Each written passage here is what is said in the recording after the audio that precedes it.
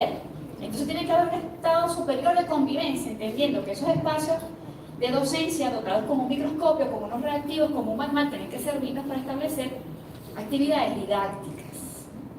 Pero como en mi época no había laboratorios, y en la época de ustedes tampoco, mi maestra era una genio, nos sentaba en el patio, al piso, con los bachaquitos, con las hormigas, y yo descubrí el primer alacrán en el patio de la escuela, con un compañero que se llamaba Freddy Mackenzie, que era terrible ese muchacho, terrible, tremendísimo. ¿Por qué? Porque la maestra me sacó y nos sacó a todos nosotros, que éramos 32 niñitos, en el primer grado. Emiliana Sánchez se llamaba ella, murió de cáncer de mama, a ver la naturaleza. Y lo primero que es la ciencia es la percepción de la realidad, para observar lo que nos rodea. Todos ustedes están peinadas, pintadas, están muñecas, bueno, todas las veo, bueno, así no llegamos a julio. No llegamos cansados. Mi primer trabajo fue en el primer grado en la escuela de Vieterno, en Zamora. Por eso es que me da cosita que no estén aquí los de la guaya. Entonces, yo recibía a mis muchachitos, en mi primer grado querían ir a cantar, querían pintar, querían llorar por su mamá, y yo llegaba de la universidad, de la UCB Malandra, de 5 semestres entre pecho y espalda, con unos 18 años de edad, a ver a los niños de primer grado, pero yo tenía que trabajar. Mi mamá es maestra, mis 5 tías son maestras, mi mamá es maestra normalista y tiene 78 años de edad. Entonces yo no conozco algo diferente que una aula de clase, porque hasta la casa es una aula de clase. Ese es el detalle. Solo que lo compartimos en momentos y espacios diferentes. Y el aprendizaje es permanente. Entonces a nosotros nos llamaron a esa escuela, porque bueno, no había maestra de primer grado, y Gabriela del Barrio estaba en la universidad, y bueno, y le digo, necesito un trabajo. Y me metí en mi primer grado. Y mis niñitos me agarraban el lápiz, y tenían cuadernos. Les estoy hablando de 1996. No habían textos. Entonces yo dije, bueno, me van a traer cualquiera de ustedes un pedacito de periódico. En aquella época no había periódico, no había los medios digitales. De lo que tenga, pues vamos a jugar con las letras. Y la mayoría me llevó, ¿qué? La Gaceta Hípica. Entonces yo dije, esta es la entrada. En esa casa juega el caballo. Y hay bochinche, viernes a domingo. Y dije, no, vaya también. Entonces, y vamos a aprender los números. Cualquiera me trae algo con el que podamos hacer números. ¿Y qué me trajeron? Piedras de dominó. Entonces mi mujer, todos pinté en el pizarrón. En aquella época uno se volteaba el pizarrón y todos los muchachitos estaban viendo. Ahora no. Y pinté y todos vamos a buscar en la Gaceta Hípica. Ay, Ronda y 2001 salió un periódico con unas mujeres entre los años, con ratos. La letra A. Y así fuimos avanzando. Yo tratando de aprender de su entorno familiar y ellos tratando de aceptar a una maestra que no era maestra. Quizás de vocación sí, pero no académicamente formada para eso. Entonces, lo mejor que nos puede pasar hoy es que todos ustedes van a ir al aula de clase en los próximos días a recibir a los niños. Y eso es una forma de proteger nuestras infancias. Es una forma de protegerlas. Es una forma de amarlas. Es una forma de respetar la vida. Es una forma de profesar con el ejemplo para la paz. Porque nosotras, las que estamos en la calle todos los días, trabajando, ya voy a comenzar con aquello, dejamos a nuestros niños en las escuelas para que nuestras maestras nos ayuden a criarlos, no solo a educarlos. Entonces mi mejor aliada es la maestra que está haciendo parte de la chamba con mis hijos, porque yo estoy en el ministerio o en cualquier lugar. Entonces, siempre se los comento, creo que Belkis lo sabe, y las muchachas, Rosa, no hay maestro sin pueblo, y no hay pueblo sin maestro, hermanas. Entonces, cuando sale el maestro al aula de clase, sale también el pueblo. Cuando el aula de clase está abierto al pueblo, al futuro, al aprendizaje. Y esa es nuestra batalla. Es una batalla por el amor. Necesitamos miles de ustedes en las aulas de clase. Miles.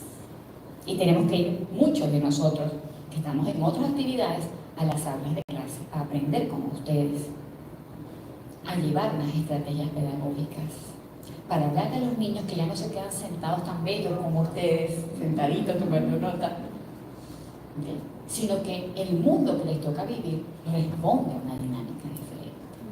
Pero el respeto, el amor, la concordia, que es con el corazón, la ética, es indispensable para el momento que vivimos. Y aunque quizás no aprendamos de química orgánica, tenemos que aprender el respeto al prójimo. Y si ya ese niño aprende el respeto al prójimo y no le tiene miedo a la lectura, hermanos, ya tenemos un honro. Ya es un honro. Porque si este niño lee, si esta niña lee, se le abre el mundo. Y aunque ahora somos más sedentarios, cuando leo un libro, vuelvo nuevamente a mis orígenes nómadas y puedo crear, imaginar y conocer el mundo. Y si soy capaz de leer y comprender un libro, entonces el pensamiento estructurado, lo que tenemos en el guiro, debe poder dar respuestas a las tantas necesidades que tiene el país. Porque vamos a formar hombres y mujeres. Entonces ahora yo voy a darle el saludo a todos los compañeros que están por allá. Se rota. Y vamos a ver.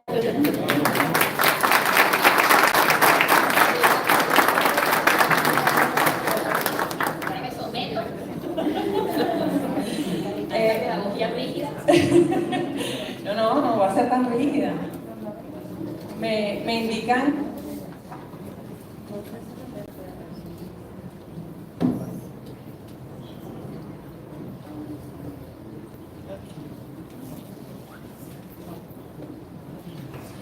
Buenos días a todos y a todos los compañeros que en todo el territorio nacional se conectan a este tercer día del foro en el marco del plan de formación docente. Mientras lográbamos conectarnos todos, la ministra Gabriela Jiménez hizo una intervención afectuosa que pido que luego también la colguemos para que todos puedan en el país escuchar sus palabras de motivación y de amor al sector educativo.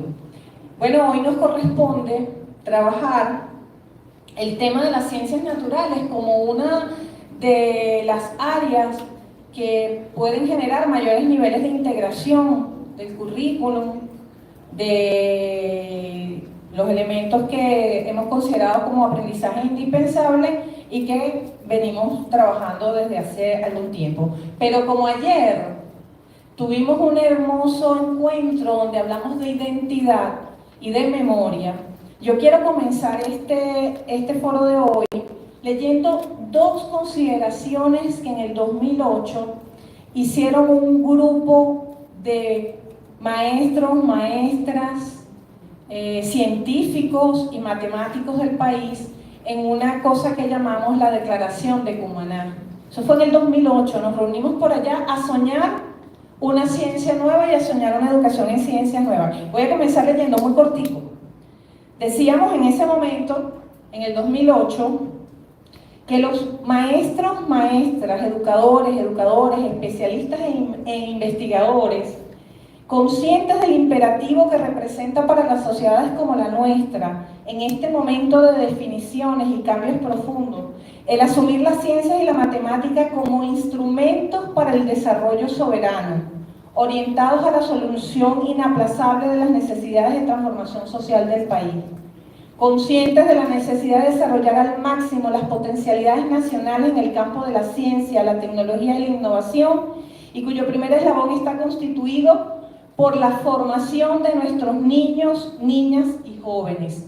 En función de eso nos planteamos en esa declaración un conjunto de retos, algunos se concretaron en la colección Bicentenario y en otras experiencias que hemos tenido. Pero quiero decirles, y por eso invoco esta declaración, que nosotros estamos construyendo nuestra propia historia, lo decíamos ayer, y estamos construyendo también nuestra propia historia científica, tecnológica y por supuesto la vinculada a la enseñanza de la ciencia y la tecnología. Entonces hoy estamos con nuestro morral, con el morral lleno de emociones, con el morral lleno de historia y tenemos, como siempre les digo, un foro estupendo.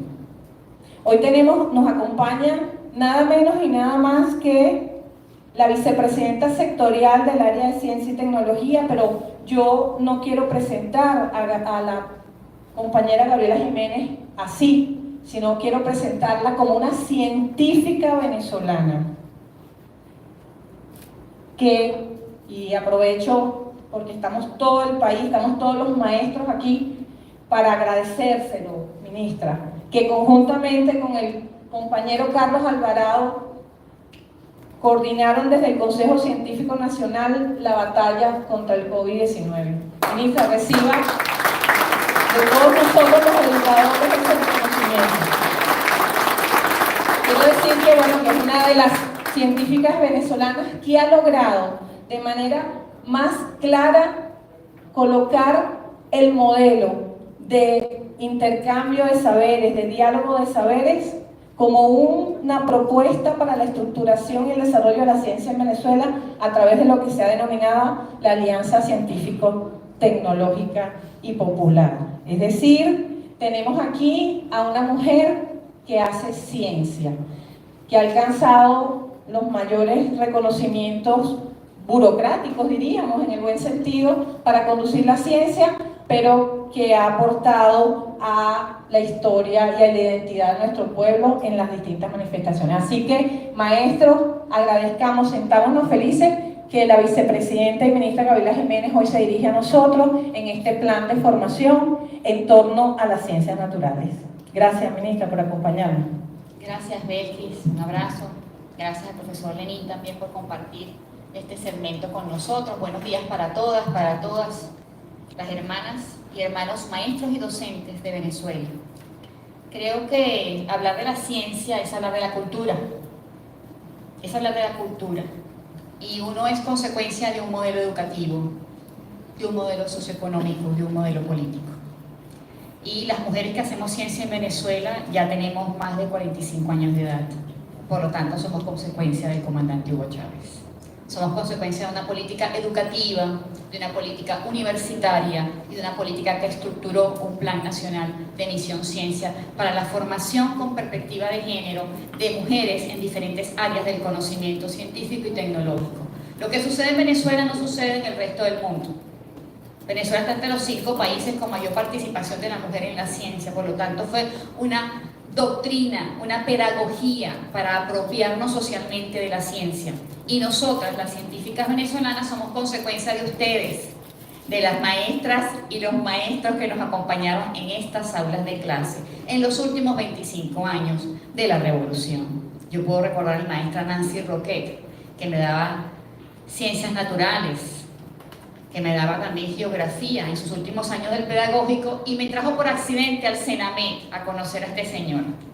Así que yo soy consecuencia de esos niños y niñas que con los programas, voy a decir, incipientes, tempranos del CENAMET, para acercar las vocaciones a la ciencia, las vocaciones de nuestros niños y niñas a la ciencia, íbamos de alguna forma siendo conducidos, orientados, acompañados a descifrar qué era el conocimiento. Pero para ello teníamos también elementos fundamentales en nuestras experiencias pedagógicas. Teníamos la lectura. Estábamos obligados a leer, y en algún momento de niñas y niños entre 8 y 15 años era algo fastidioso vernos obligados a leer, hasta que después comenzamos a sentir el placer de leer. Le comentaba a las maestras y a los maestros que nos acompañaban antes de iniciar el segmento que no hay maestro sin pueblo, ni pueblo sin maestro, que cuando el maestro sale al aula de clase, sale al encuentro de la experiencia y de la vivencia de un pueblo, conectado con la realidad concreta en el territorio. de los servicios públicos, del transporte, de la economía, de la vida, de la salud. Si alguien está clarito con ese panorama, es el maestro y la maestra. Y además lo replica en sus 25 o 30 pequeñas almas que los acompañan en ese espacio de clase. Lo que les voy a compartir hoy es la consecuencia de cómo aprendí. No les voy a hablar a ustedes de qué enseñar. Les voy a decir cómo mis maestras y mis maestros y Lenin me fueron seduciendo para que yo fuese científica, que no fue por accidente, que había algunas personas con esos faros, con esas miradas atentas y cariñosas que iban moldeando a mi persona y a otros más. Y por eso entonces en 1992, en ese momento, y en 1993, venía más al Senamec que a la iglesia, porque estaba atrapada en ese espacio. Y queremos replicar espacios parecidos en el país. En la siguiente lámina les voy a dar algunos elementos de qué nos plantea la UNESCO, de por qué formarnos en la ciencia. Pero yo les voy a decir en la verdad nuestra, por qué hacer de la ciencia una herramienta para el bienestar. Porque forma parte del conocimiento de nuestra cultura. La ciencia no es ajena al café por la mañana. Nos define como venezolanos, caribeños, latinoamericanos. Nos define nuestra vida en familia. Por lo tanto, los elementos del café, cuando evocamos un recuerdo, cuando sentimos un sabor, hay mucha química. Hay mucha química allí. No solo la experiencia gustativa, olfativa, del café de la mañana que todos disfrutan, particularmente yo no tomo café, pero se lo cambio por chocolate caliente, tiene los mismos comportamientos. Nos trae entonces la química del cacao y la química del café. Y por consecuencia de la química del cacao tenemos un centro didáctico de la ciencia en el estado Miranda, en el municipio Acevedo, en donde aprendemos química, biología y ciencias, matemáticas, física, aplicada al café. Pero hay elementos que son conceptuales y filosóficos que primero son las bases para construir las edificaciones de esos procesos pedagógicos que son más complejos. Estamos muy acostumbrados a enseñar y creo que tenemos que comenzar desde abajo, a aprender. Y si somos capaces de aprender a aprender, hasta el último respiro de nuestras vidas es un jonrón. Es un jonrón para los que nos gusta el béisbol. Está el juego trancado con el dominó y el compañero se quedó con la cochina. Entonces tenemos que pensar en todo lo diario, cómo le compartimos a nuestros niños y a nuestras niñas, a nuestros jóvenes, la experiencia del conocimiento, porque la ciencia no solo es la biología, la pedagogía es una ciencia, la lingüística es una ciencia también, la economía es una ciencia. Entonces nos toca hablar de las ciencias, y en este caso vamos a decir de las naturales, por el que el lenguaje de las matemáticas se expresa en todo lo que vemos. La ciencia es un motor de la transformación de la vida. El primer elemento de la transformación de la vida humana fue el lenguaje, fue poder comunicarnos en las cuevas a través de pinturas rupestres, fue domesticar el fuego. Domesticar el fuego fue la primera experiencia de ensayo y error de nuestros primeros ancestros evolutivos. Entonces no tendríamos por qué tener un laboratorio dotado para hablarle a nuestros niños de la domesticación del fuego, del agua, del sol o las estrellas. Tendríamos simplemente que decirle que aprenda a observar. Entonces todos nosotros aprendemos en nuestra vida de la observación, del tacto, del pellizco, del beso, de la tristeza, de las sensaciones. Entonces nuestros maestros tienen que estar muy sensibles para despertar todas estas sensaciones en nuestros niños y niñas. Probablemente no se van a quedar viendo el pizarrón, ninguno de ustedes tampoco. Cuando llegué todos tenían casi que el teléfono celular, estaban chiqui. Porque el cerebro responde de una forma diferente. La neuroplasticidad del cerebro hace que con estos dispositivos, artefactos que yo les llamo a veces maléficos y malignos, porque son muy potentes, tengamos tiempos de respuesta, lo que uno llama latencia, de nanosegundos. Por lo tanto, cuando nos volteamos al pizarrón a explicar la tabla periódica, el chamo, la estudiante, el joven, probablemente cuando usted regrese 2 minutos después de explicar el carbono y la naturaleza de las proteínas o del azúcar, ya está pensando en otra cosa. Porque estos dispositivos móviles dan tiempos de latencia de nanosegundos y nosotros estamos hablando en minutos. Entonces tenemos que estar muy activos y probablemente no sentados como estoy yo en el aula en este momento. Deberíamos estar caminando por todo el salón. Rapidito, para que se nos quede despierto. ¡Epa! Estamos aquí. Creo que lo más hermoso de la enseñanza de la ciencia y de las pedagogías es el amor. Y el amor tiene mucha ciencia. El amor tiene mucha bioquímica. El amor tiene mucha nanotecnología también. Entonces, el amor nos mueve para bien y a otros para mal. Entonces, cuando enseñamos de la ciencia, estamos enseñando a interpretar la realidad desde la observación. Lo primero que vamos a enseñar es a observar lo que tenemos en el aula de clase, lo que está en el patio, lo que vistes en el camino cuando estabas caminando al aula de clase, a la escuela con tu mamá, con tu abuela, con el vecino, solito con el morral. ¿Qué viste? ¿Qué sentiste? ¿El viento? El movimiento del viento responde a la rotación del planeta y a la física. Y luego le hablamos de que el viento tiene oxígeno y otras moléculas.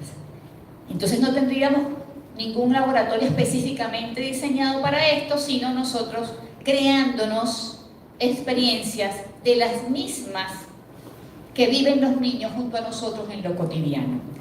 ¿Y qué es lo que nos permite esto? Si aprendemos a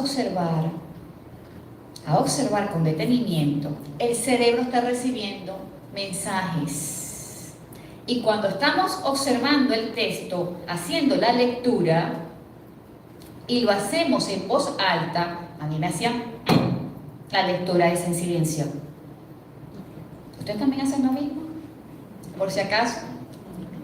Cuando nuestros niños leen y leen en voz alta, el cerebro está recibiendo metamensajes del lenguaje, de la sonoridad de nuestro lenguaje, de la estructuración, de los elementos gráficos con la concepción del pensamiento. Y la cantidad de elementos de sinapsis que ocurren son superiores a cuando estamos leyendo Perón. Entonces en las aulas de clase no acepten si van a hablar de ciencia los dispositivos móviles. No hace falta, a menos que tengamos una estrategia para eso. La ciencia es un acto profundamente humano. Profundamente humano. Por lo tanto es transformador. Y se los hablé en la domesticación del fuego, de nuestros primeros ancestros, en las pinturas rupestres. ¿Y qué eran las pinturas rupestres? Las flores, el barro con el agua, algunas semillas trituradas, la clorofila de las plantas, la química de la vida que nos rodeaba. Entonces, cuando hablamos de los colores, hablamos de pigmentos. Cuando hablemos del tomate, del licopeno, de la zanahoria, del betacaroteno, vamos a hablar de pigmentos también que están en los alimentos, pero que nos sirven para pintar y que son moléculas biológicas. Entonces no necesito un laboratorio equipado como si fuese a hacer nanotecnología. La ciencia y educarnos para promover lo que Belkis más o menos estaba enunciando, una cultura científica nacional requiere de maestras y maestros, miles de ustedes. No hay que ser científico para promover la cultura científica nacional. Lo que tenemos que hacer es aprender a observar y ser adictos a la lectura. Adictos a la lectura para crear esos escenarios, esas experiencias, esas estrategias didácticas, para reinventarnos y resignificar las actividades pedagógicas. Vamos a seguir hablando de la clorofila. Nos los mostraron hace 40 años en el Senamet. Pero tenemos que seguirle hablando a Pedro José, que tiene 8 años, que va a primer grado en la escuela Alfredo Machado en La Guaira, en la parroquia Sublé. Predica explicarle con unas estrategias diferentes, porque es un niño que está en una realidad y en un tiempo generacional diferente. Y hay estrategias que podamos usar de forma convencional, hay unas que tienen que resignificarse. Y el maestro hace magia en el aula de clase. El maestro administra todos los recursos pedagógicos, el horario, los problemas, las tristezas, e inclusive, como me decía la niña en la escuela de la pastora, cuando no traigo desayuno, mi maestra me comparte de su arepa. Entonces, las maestras y los maestros, voy a decir hacemos, porque ese fue mi primer trabajo, ser maestra de primer grado, hacemos magia en las escuelas. Construimos sueños y garantizamos la esperanza de la patria. Y esa es la convocatoria del presidente Nicolás Maduro al magisterio. Garantizar la esperanza en nuestra patria. Cuando les hablo del café, la gente va a pensar en su hogar, en su comunidad, en el sancocho, en el caso de La Guaira, con pescado. Y eso nos habla de una realidad geográfica. Cuando hagamos ciencia, ubiquémonos en nuestro territorio. Cuando yo voy a Mocochíes a hablarle a los niños del páramo, en las actividades que hacemos en la Alianza Científico-Campesina, yo hablo del almidón de la papa. Agarro la papa, la mojo en agua y comienza a estar lechosa, un agua blancuzca, y le digo, este es el almidón. Y si deshidratamos el agua, me queda un polvo que a veces sirve de talco. Y entonces los niños comienzan a relacionar. Y en esa relación hay un pensamiento estructurado, hay un pensamiento lógico, hay un pensamiento práctico que conecta con su vivencia territorial, productiva, económica, con su realidad de la educación rural, de la educación campesina, que no es la educación urbana. E inclusive con su salud rural. Entonces le decimos luego, cuando comemos muchos almidones, tenemos tendencia a generar algunos trastornos metabólicos, enfermedades como diabetes, que es una consecuencia de los hábitos alimenticios. En la siguiente lámina, es un documento que discutí con mi querido Lenín, el fenómeno que estamos viviendo en América Latina sobre la enseñanza de la ciencia. No es solo un fenómeno venezolano, no. Somos consecuencia de un modelo eurocentrista. Ojo con eso. Con 25 años de revolución y todos los esfuerzos extraordinarios que hemos hecho como pueblo, el comandante Hugo Chávez y el presidente Nicolás Maduro, todavía estamos batallando con lo que tenemos muy metido en nuestros genes, que es consecuencia también del mesticismo, de ser mestizos, de un modelo educativo eurocentrista. Por lo tanto, muchos de los documentos que se adoptaron en el gobierno de Caldera eran del sistema educativo francés. Yo lo viví y era una pelada, porque mi mamá es maestra y tiene 78 años.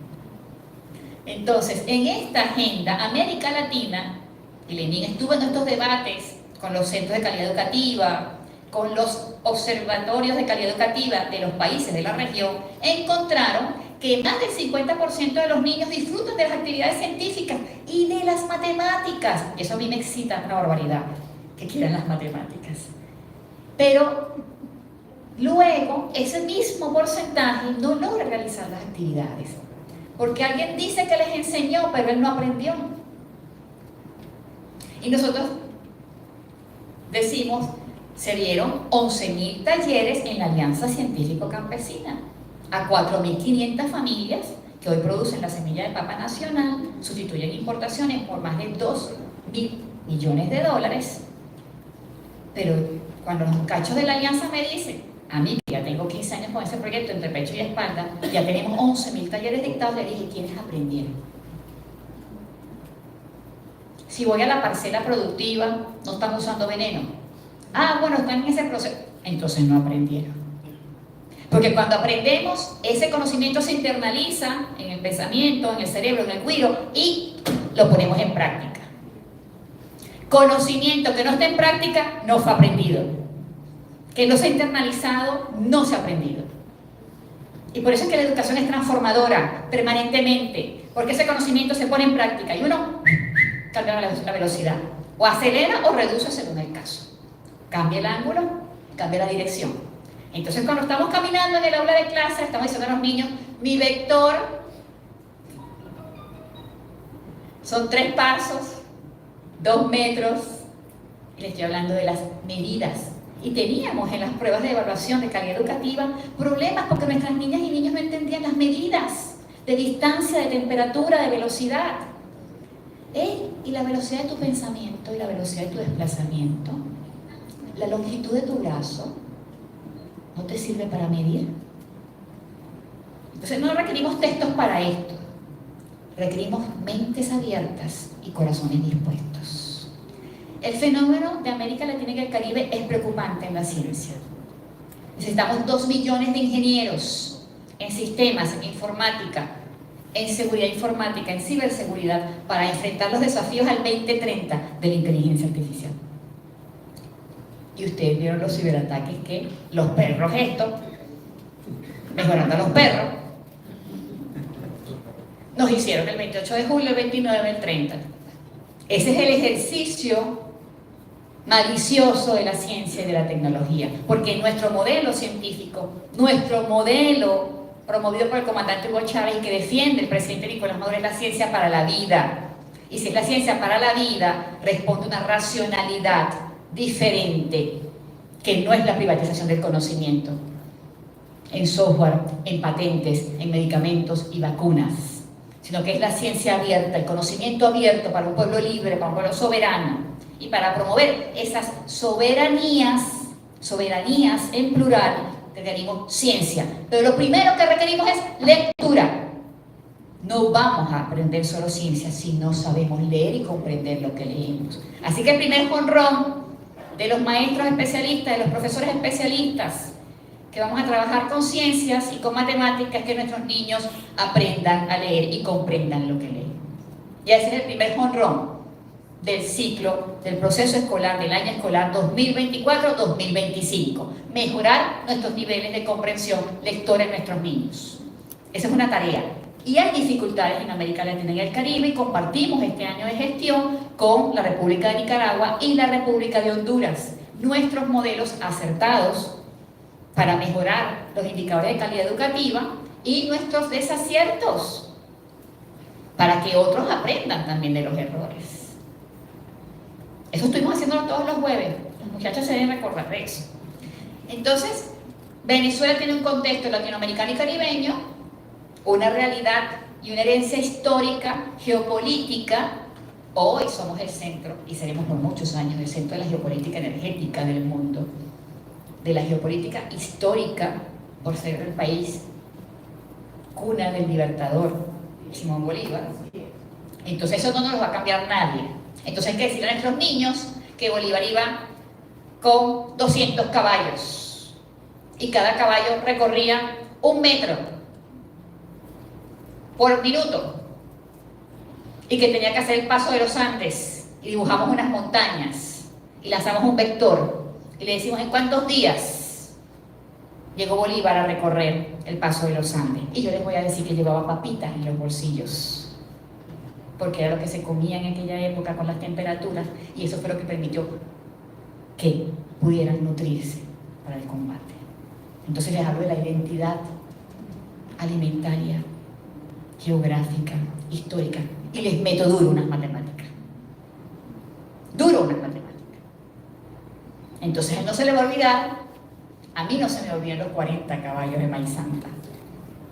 El 29 de julio, que me levanté tan molesta por todos los ataques que teníamos, queriendo agarrar cualquiera de esos muérganos, desestabilizadores, yo les puse a Chávez cantando Maíz Santa, esos 40 caballos. Porque me imaginaba 40 científicos trasnochados también con nosotros en los laboratorios de informática, manteniendo la plataforma del Sistema Nacional de Ingreso. Entonces, para eso es que hacemos ciencia.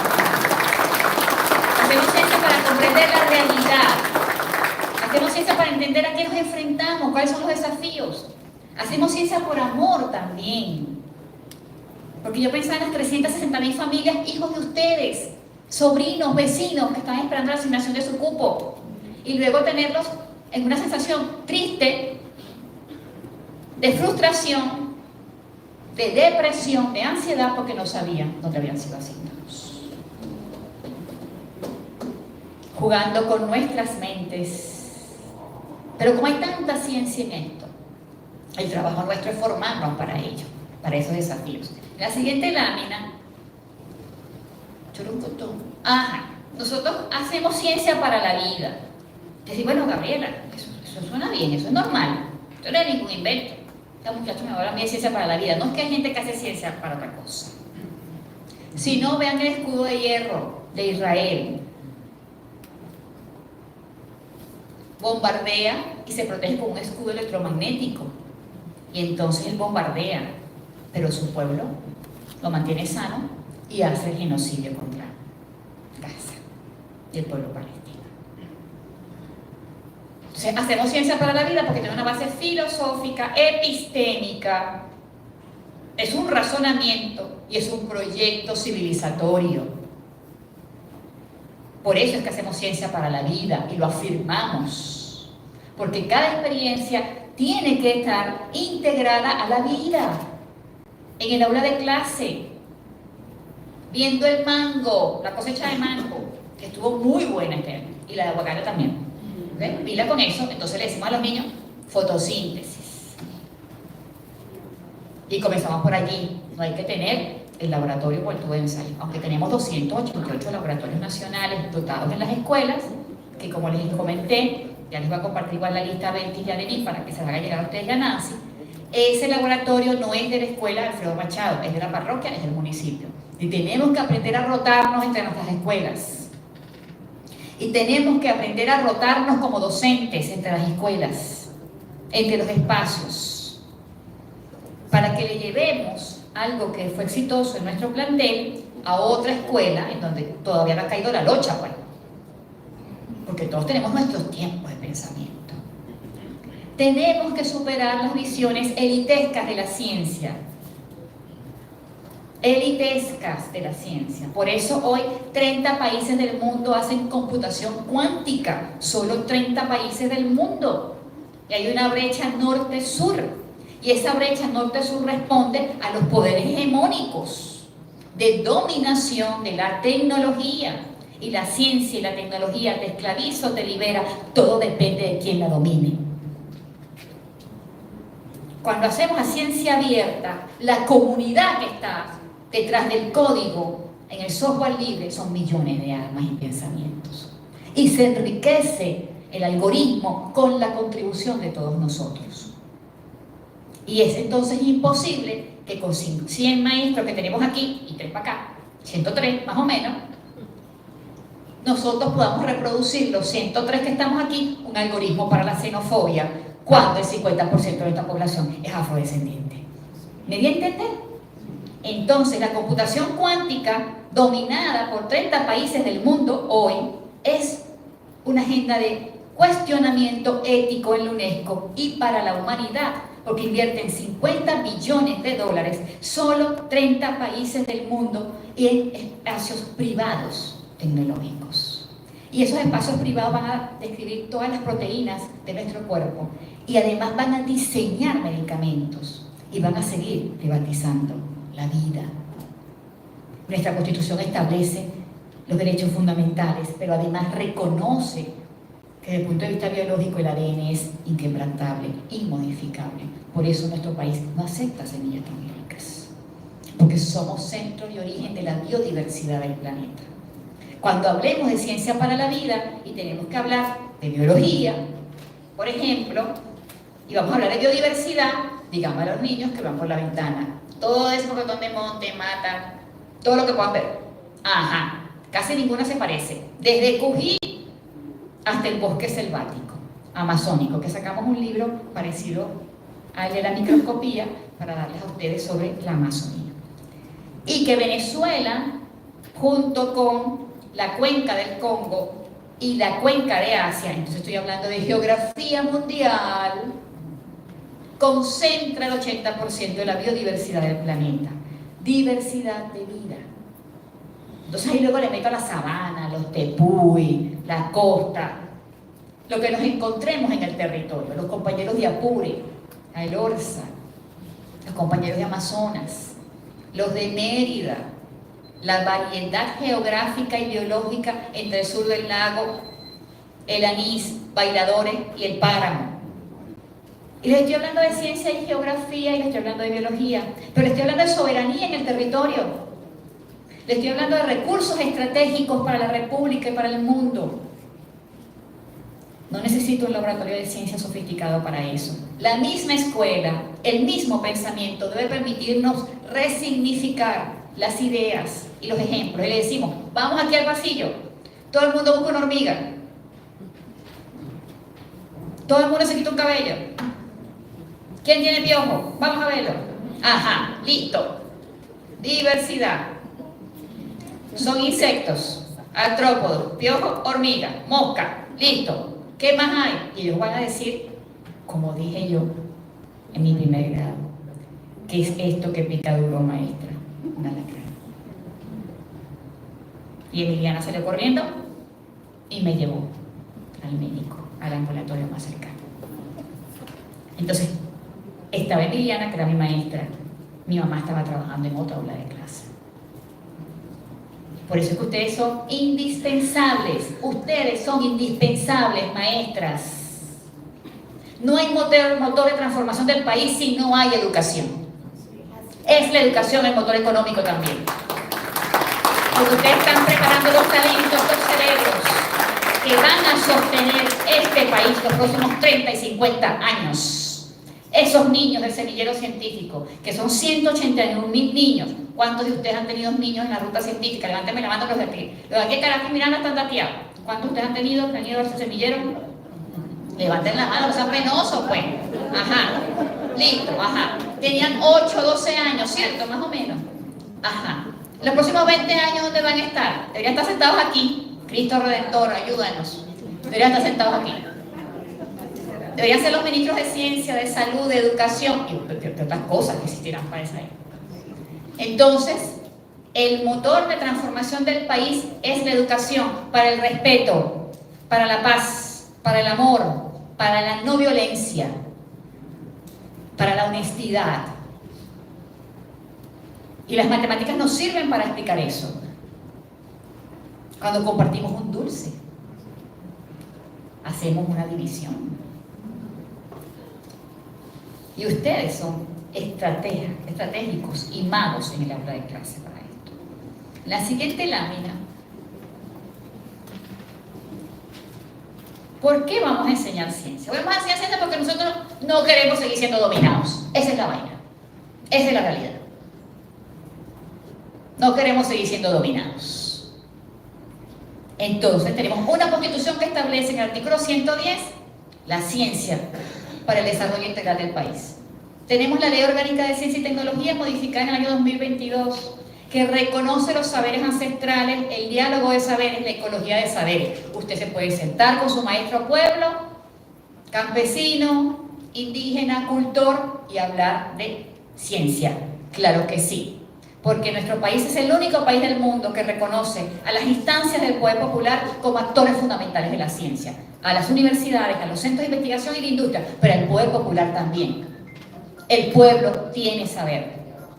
Y es otra forma de conocimiento que reconocemos, porque no solo el método científico es el camino para construir conocimiento. No podemos caer en esa trampa. Por eso es que tenemos que romper el paradigma elitesco de la ciencia. Porque hay mucho saber y ciencia en nuestras plantas medicinales, que hasta el siglo XIX fueron la fuente de los primeros medicamentos, hasta que las industrias patentaron y secuestraron esa ciencia y ese conocimiento. Además tenemos el Plan Nacional de Ciencia del 2030. Tenemos la gran misión Ciencia y Tecnología, doctor Humberto Fernández Morán, y tenemos un programa nacional aprobado por el presidente Nicolás Maduro, que es el primer defensor y quien le hace seguimiento al semillero científico. ¿Son visitas a espacios de investigación? Sí, son visitas a espacios de investigación. Hay mucho diálogo allí. Uno, abrirles el corazón y la mente a los científicos para que dialoguen con el pueblo, porque ellos también son pueblo. Tiene una intención política esto. Dos, que esos espacios científicos como el IBIC, que la mayoría no ha visitado, lo reconozca como propio. El IBIC, el IDEA, el ACAF, el IBI Mérida, el IBI Zulia. ¿Ustedes sabían que hay un IBI Mérida? ¿Sabían que hay un IBI Zulia? Nadie lo sabe. Solo los datos del IBI. Entonces, esa es parte de hacer esos espacios propios y nuestros, con las visitas de los maestros, de las docentes, de los docentes, de los niños y de las niñas. Pero además, que cada experiencia de este diálogo multisectorial permita el encuentro, porque el maestro también es un científico en el aula. Y eso es muy importante reconocérselo a nuestras maestras y a nuestros maestros. Y además, ustedes tienen en el sistema educativo bolivariano la ciencia como un eje transversal. Y es intersectorial. La siguiente lámina. Ajá. ¿Qué tenemos para ustedes? Bueno, eso no se puede reproducir más nunca en nuestra vida. Que los niños no saben qué es un libro. Ahí están como con el principio de la cautela, como un palo viendo qué es eso. Esta es una caricatura de Argentina, porque Argentina también tiene el mismo fenómeno de la calidad educativa. Entonces, este artista, que yo lo sigo mucho por las redes, coloca que ya viene, está terminando para ellos, y que inician las clases próximamente, y que tienen este fenómeno entre las redes sociales y la juventud y los niños. Entonces, estos jovencitos, por el principio de la cautela, están apuntando qué es eso. Tenemos que tener nuestros textos, por muy viejos que sean, nuestras colecciones, pónganlas allí, pónganlas allí. Entonces tenemos un circuito virtuoso con el programa Semillero Científico para ustedes, es pensado para ustedes, y nos acompañan maestros y maestros de estos mismos sectores que están diseñando con nosotros las estrategias. La de robótica, teníamos a Francisco Botifort, que es del Senamet, por ejemplo, que ustedes lo conocen. Entonces allí tenemos el epicentro, que es el semillero científico, los centros didácticos de ciencia, que les voy a proyectar un video y todos van a decir, yo quiero uno, yo también quiero uno. Pero no es así. Las ganas no preñan, sino las acciones, decía mi abuela. Entonces nos toca, uno, que cada estado tenga al menos un centro didáctico. Hoy tenemos Miranda en Acevedo, o sea que el resto de Miranda no lo puede disfrutar por la distancia, hay que hacer otro. Y La Guaira, en construcción Lara, en construcción Carabobo, Lara y Carabobo pendientes, maestras, maestros, compañeros allá, por definir espacio Anzoátegui. Y por definir espacio tenemos otro estado, que no recuerdo en este momento, pero que le comenté a Héctor Rodríguez, nuestro hermano ministro.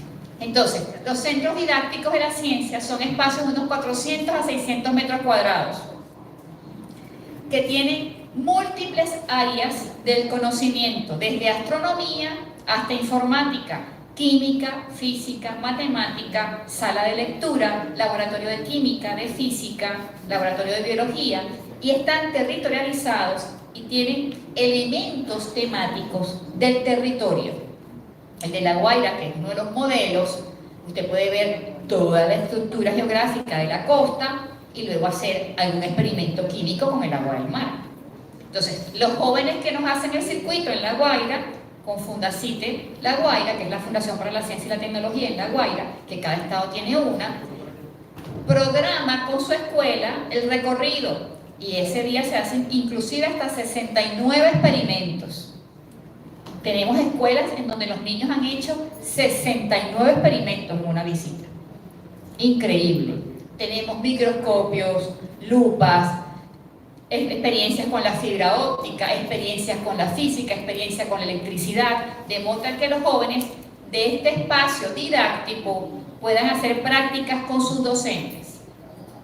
Tendríamos entonces 288 laboratorios de ciencia a nivel nacional y estamos en el proceso de establecer como un subprograma que acompaña al semillero científico los centros didácticos de la ciencia, que requerimos que las instancias identifiquen los 400 a 600 metros cuadrados. Si alguna escuela tiene un espacio, voy a decir entre comillas, ocioso, disponible para esto, lo podemos montar en una escuela también, pero tiene que recibir a toda la parroquia y el municipio, y algunos reciben al estado completo.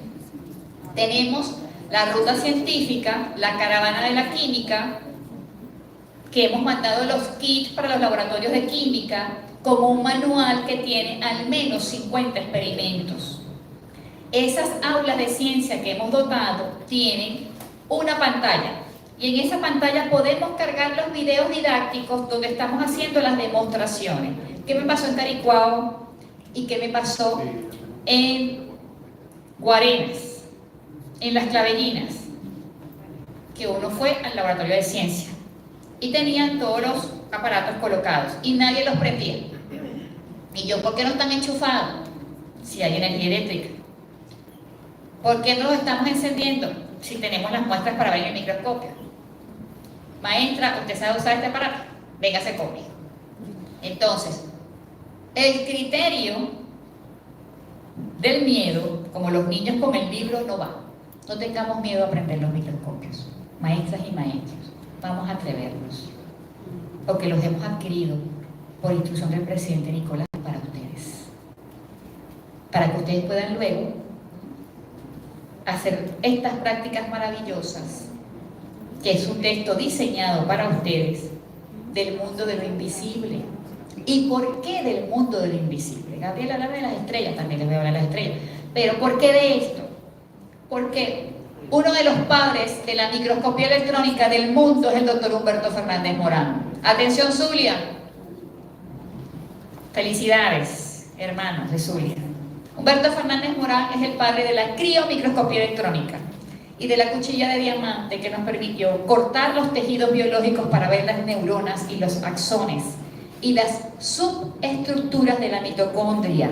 Estoy hablando de biología celular, la estructura de la célula. Échenle pichón, hermanos, hermanas. Cuando hablen de la mitocondria, díganle que las estructuras subcelulares de la mitocondria las identificó en el mundo por primera vez el doctor Humberto Fernández Morán. Estoy hablando de cultura, de identidad, de historia, y les hablaría de Zulia a nuestros estudiantes, y luego les meto qué es la mitocondria. Entonces, esos microscopios van con estos textos para hacer match y que ustedes tengan, además, algo que puede favorecer la estrategia. Esos libritos tienen unos códigos QR. Esos códigos QR, cuando usted los descarga en este bendito aparato, le aparece un videíto de una niñita que se llama Octana, de nuestra comunidad Guarú, bailando y contando qué es el microscopio. Y ella va haciendo narrativas del microscopio óptico, del microscopio electrónico, y muestra las experiencias. Con lo que ustedes van a tener en esas aulas pueden ver la estructura de un pino, de un corcho, la meiosis, un eritrocito. Entonces le vamos a poder hablar de muchas cosas a nuestros niños, pero sobre todo del poder de observar, el poder de observar. Desde ahí comienza la formación científica. Tenemos que poder observar, que es más allá de ver, más allá de mirar. Entonces vamos a tener, además, astronomía. En astronomía hemos estado muy bajitos. Ahorita están participando los niños esta semana en las Olimpiadas Mundiales de Astronomía. Los niños de Venezuela. ¿Por qué? Bueno, porque estamos haciendo los telescopios de Kepler, y esos telescopios los estamos haciendo artesanalmente, rescatando esa cultura nuestra del desarrollo de dispositivos ópticos para luego entregar a cada escuela. Y necesitamos que los docentes quieran meter mano al telescopio. Entonces, nuevamente, por el principio de la caución, sí, es óptica y es física, pero además observación. Entonces los niños pueden ver las estrellas. De ayer para hoy estaba pasando un meteorito, por ejemplo, y lo que queremos es, cuando hacen estas observaciones, hablarle de la distancia, de la física, de la óptica y de las matemáticas. Y tenemos colas inmensas de niños para hacer uso de los telescopios en Táchira y en Zulia, en Amazonas también, pero no así en el resto de los estados. Entonces tenemos que empujar un poquito más la astronomía para que nuestros niños se seduzcan. Es algo que pasó con el principio de la humanidad en el planeta. Ver las estrellas permitió guiar a los grandes navegantes polinesios y al imperio persa. que fueron los primeros en identificar y describir la Tierra redonda, no fue Colón. Eso se llama racismo epistémico. Esos desgraciados también se robaron la teoría de la Tierra redonda. Sí, fue el Imperio Persa y los primeros navegantes polinesios. Así que ojo con eso, no le sigan diciendo a los niños que la Tierra redonda y que lo... Eso es mentira, eso fue un plagio. Muérganme. En la ciencia hay mucho plagio. Luego tenemos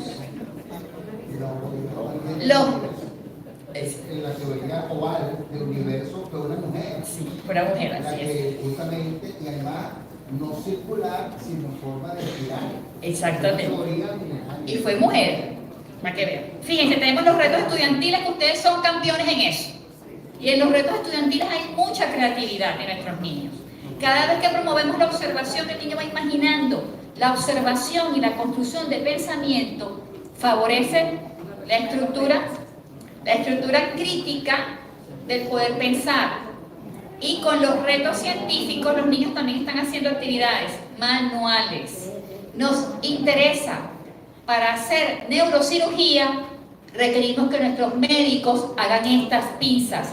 Para nuestros odontólogos, para el cirujano de corazón abierto. Y ustedes van a decir, Gabriel, ¿tú lo quieres operar con inteligencia artificial? Ya va. Necesito que hagamos esto. Necesitamos esas habilidades motoras. Por eso la dotación tiene tubos de ensayo, tiene pinza, tiene matriz aforado, tiene fiolas, para que los niños agarren, toquen, experimenten. Y eso no se les olvida jamás. Particularmente yo, cuando voy al laboratorio y toco el mesón, que ahora está ocupando Sofía, se me salen las lágrimas cuando regreso a mi laboratorio de ciencia. Porque vuelvo a conectar con algo que me enseñaron desde mi niñez.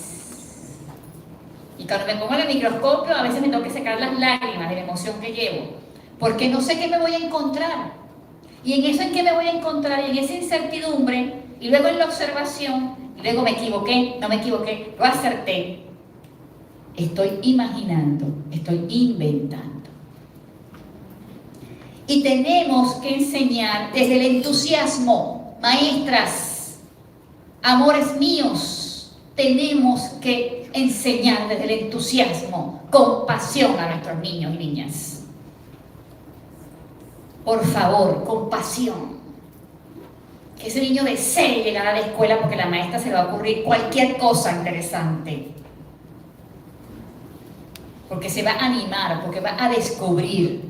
Y si es así, más nunca va a querer dejar el laboratorio, porque siempre va a querer descubrir. Y eso se lo agradezco yo a Nancy Roquet, a María Luisa Zambrano, a Emiliana Sánchez, a Miguel Reina, en tercer año de química. Todo el magisterio, todos maestros y maestras. Entonces, eso es parte de las actividades que vamos a tener en la región. Tenemos que coordinar los directores de las escuelas técnicas, atentos con Nancy, con Belkis, con Lenín, para trabajar lo que vamos a diseñar para las escuelas técnicas. Y pendientes las menciones de ciencia, para potenciar los contenidos. La siguiente lámina, ya vamos a terminar, porque tengo que estresarle con tantas cosas que decía. Las consideraciones metodológicas para la enseñanza de la ciencia es fomentar la observación y la búsqueda de resoluciones de problemas, porque ahí pongo todo el ingenio, toda la creatividad, y vaya que nuestro pueblo es ingenioso.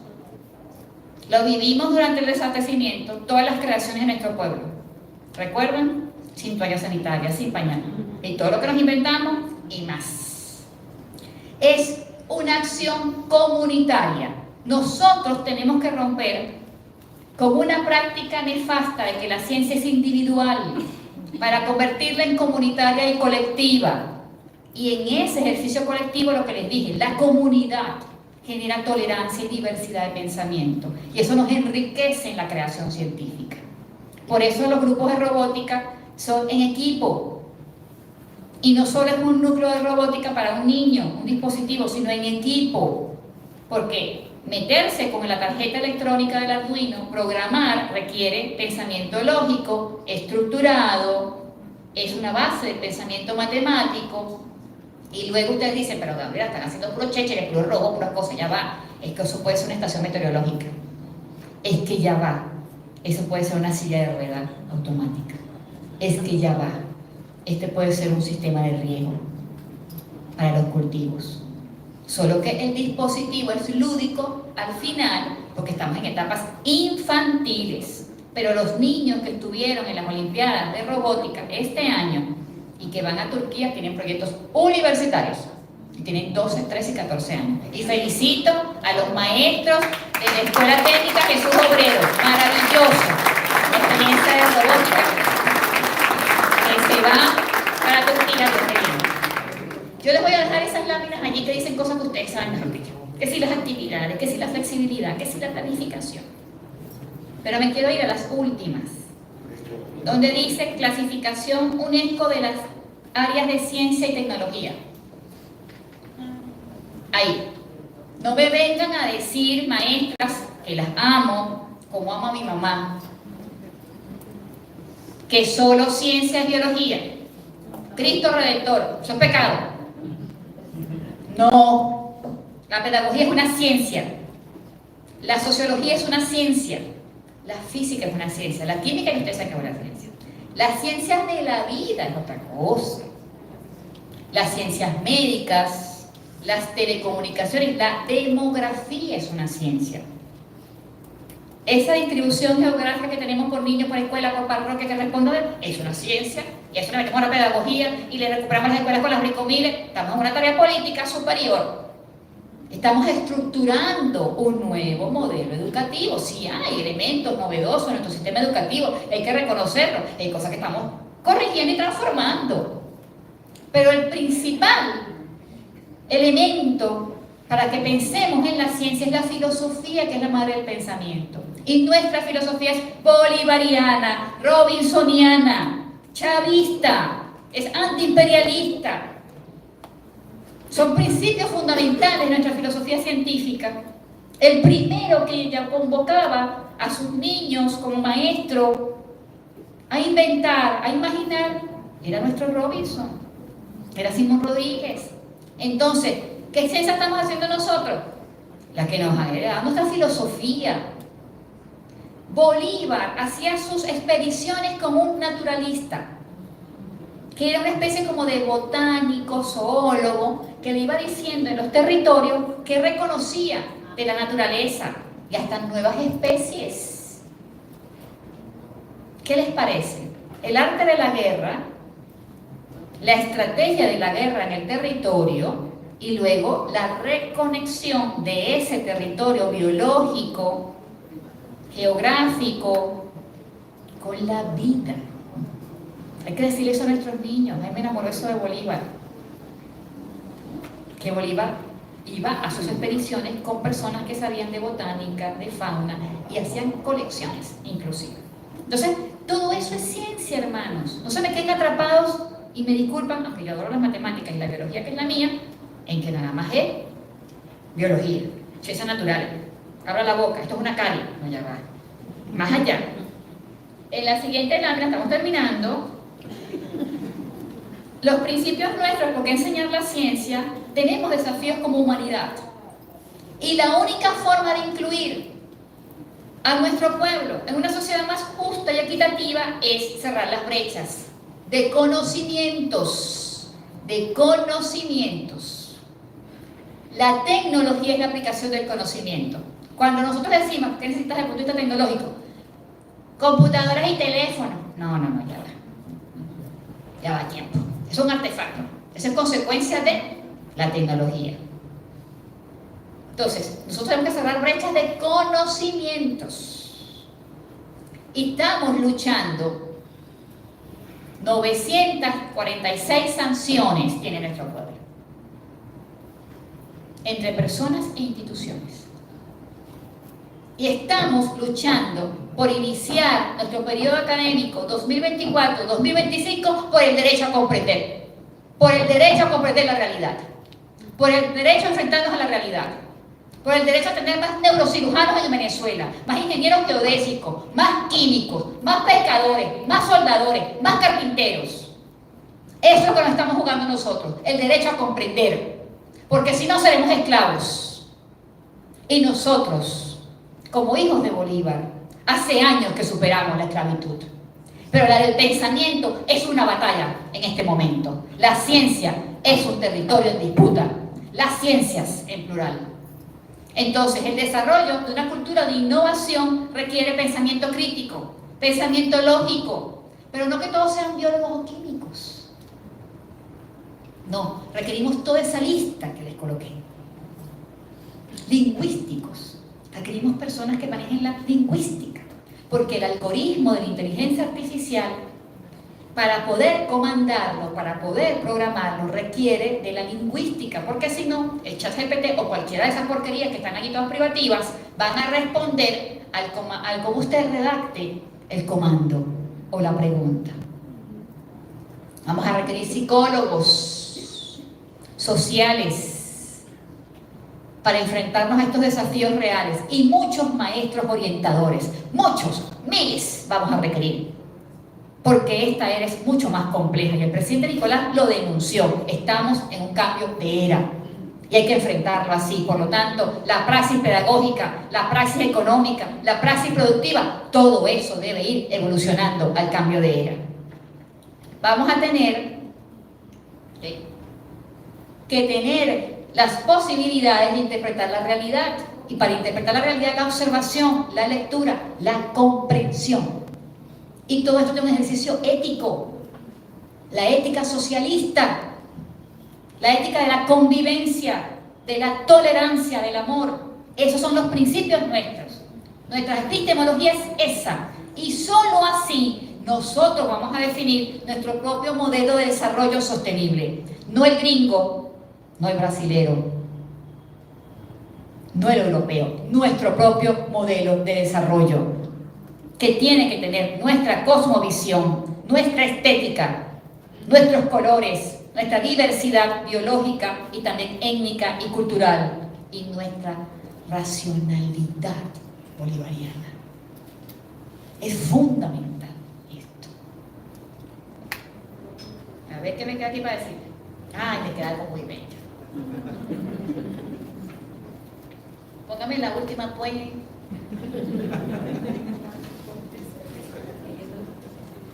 Eso es un malandreo. Ay, que es verdad que está sentado aquí, Dios mío. Ajá, eso está ya caminando por todo ese río.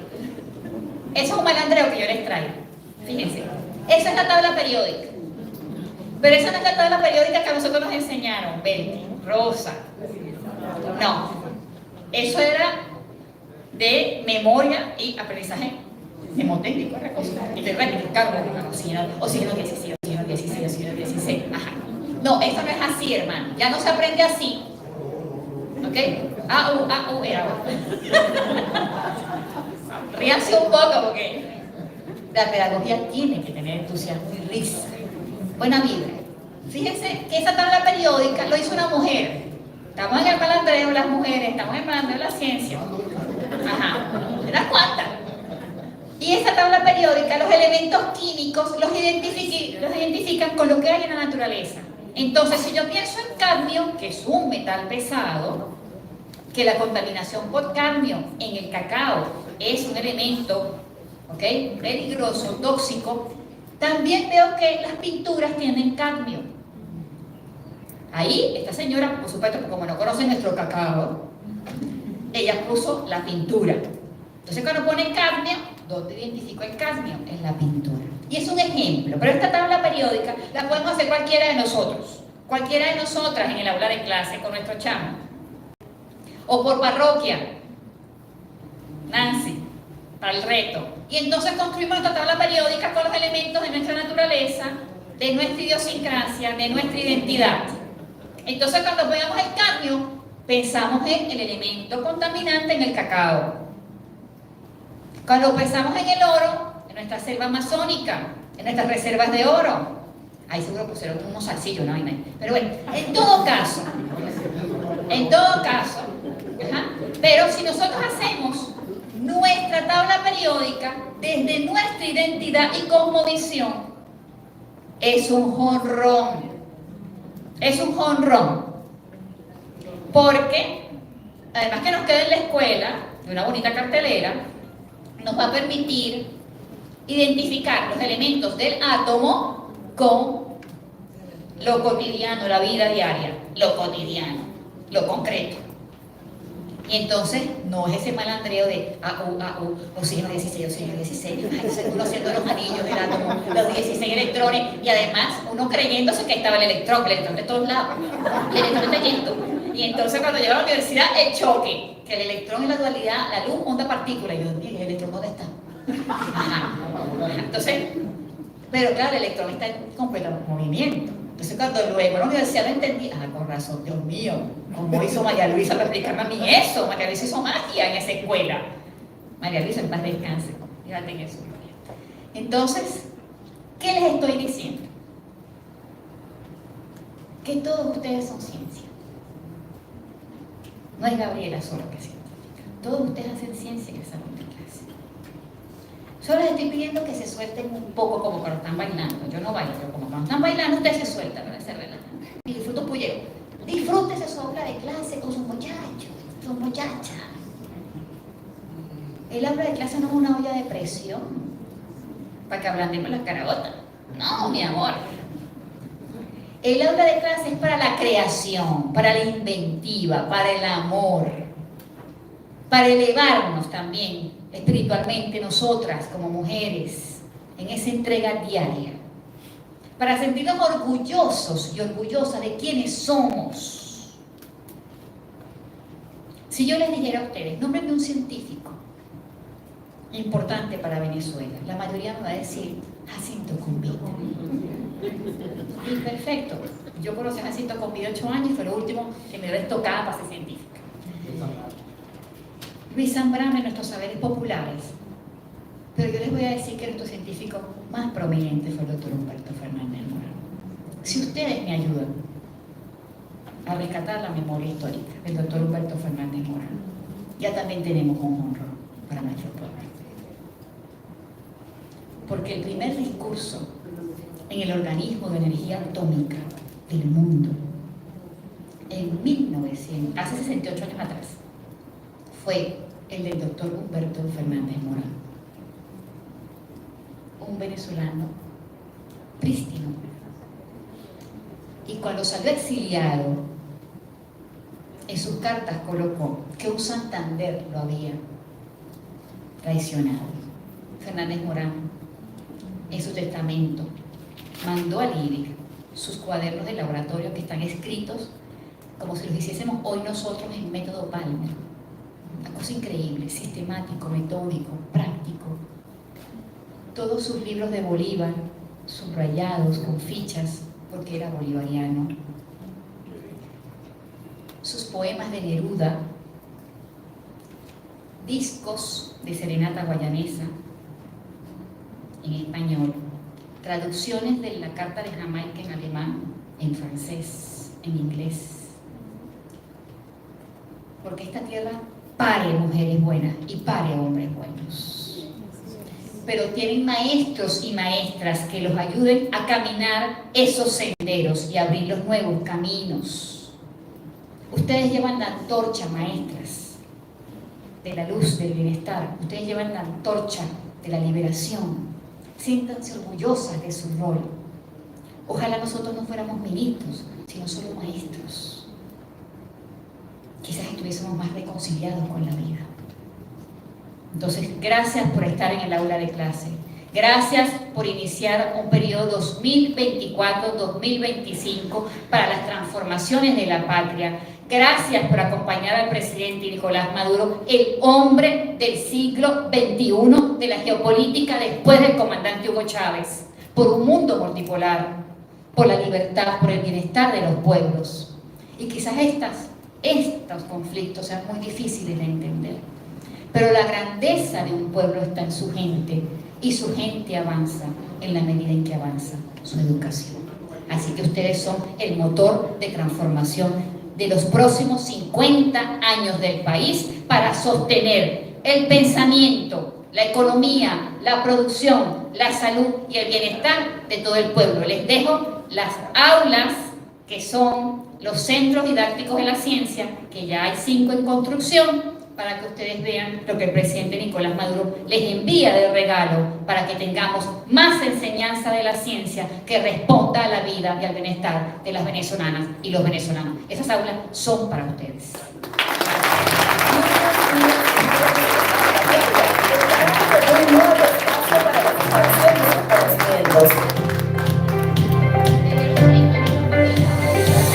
Se trata de la sala didáctica para la enseñanza de las ciencias, Semilleros Científicos, un espacio integral con enfoque moderno y pedagógico para incentivar vocaciones tempranas al estudio de las ciencias e ingenierías. Nuestros semilleros científicos podrán disfrutar de laboratorios de robótica, electrónica, física, matemáticas, química y biología.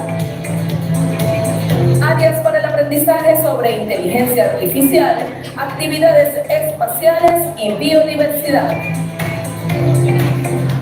Sala de lectura y un nuevo infocentro. La gran misión Ciencia, Tecnología e Innovación, Dr. Humberto Fernández Morán, fomenta la inventiva, creación y educación integral para la vida de los semilleros científicos de la patria.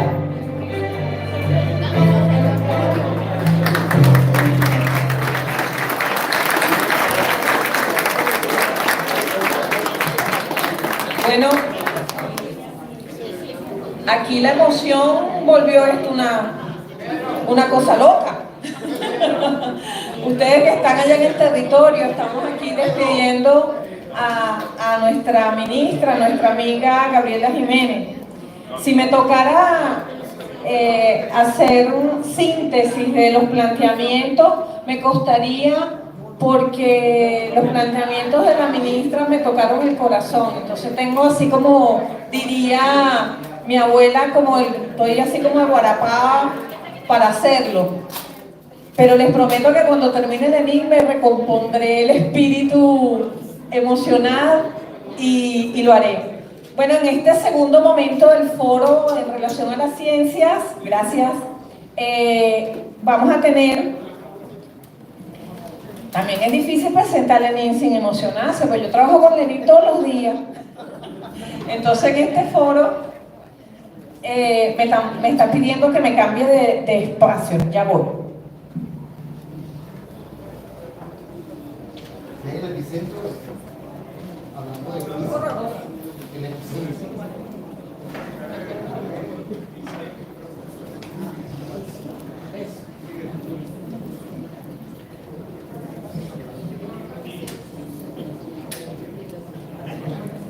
Bueno, ya nos ordenamos otra vez.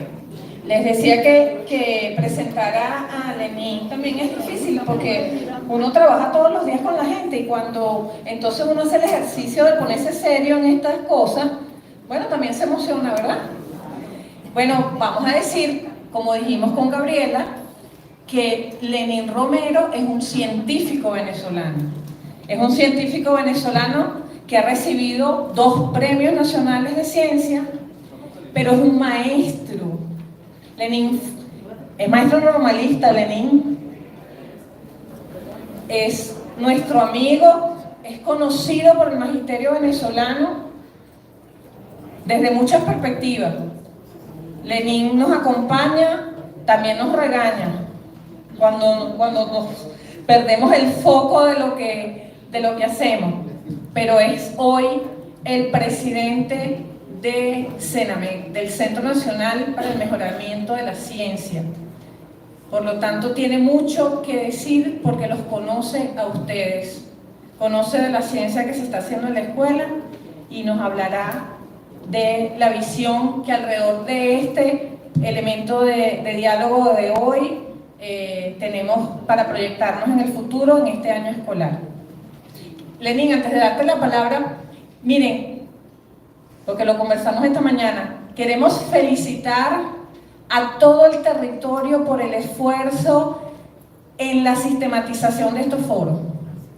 Tenemos reportes de matrices interesantísimas para recoger lo que ha ocurrido, informes específicos, es decir, hay una producción de conocimiento en la escuela que tenemos que recoger. Estamos hablando esta mañana, publicar, hacer público todo esto que está pasando. Así que, compañeros en el territorio, ya veo una gente, no sé, un auditorio grandísimo, quisiera saber dónde son. Ayúdenme ya el equipo técnico a ver a qué les... En Tomás Lander hay un montón de gente en un auditorio. Está haciendo calor porque se están abanicando, pero conectado con nosotros y afectivamente acompañando este plan de formación docente. Así que felicitaciones a todos los estados. Las estrategias que Mérida, Trujillo están utilizando para transmitir en diferido los videos, porque ha habido algunos problemas de conexión. A Carabobo, que ayer tuvo un apagón y resulta que no pudo estar todas las escuelas. Es decir, hay una movilización emocionante en el territorio alrededor de estos temas. Así que bueno, nos sentimos contentos. Esto no quiere decir que no estamos conscientes de las dificultades, estamos conscientes de las dificultades, pero con Bolívar decimos, somos hombres y mujeres que enfrentamos las dificultades y avanzamos y construimos la patria. Así que dejo a Lenín Romero en este compromiso, Lenín, porque ahora te queda menos tiempo porque me dio cosita de interrumpir a Gabriela. Entonces vamos a decirle a Lenín Romero, bueno, lo mismo que le ofrecí, que tiene 20 minutos para conversar. Adelante. Primero, debo dar las gracias y la dificultad que tiene después de la intervención de Gabriela, porque es una intervención sumamente importante. Sin embargo, yo quisiera un poco medio precisar algunas cositas de esa intervención que creo que es muy útil, es importante para todos los que estamos acá y seguramente los que están detrás de la comunicación que tenemos, ¿verdad? Sin embargo, debo agradecerle mucho la presencia de la profesora Becerra, a los compañeros viceministros que están acá, a la profesora, digamos, Graciela y Blanco, la profesora, es decir, todos estos compañeros que están acá, con los cuales también uno lidia diariamente, ¿no?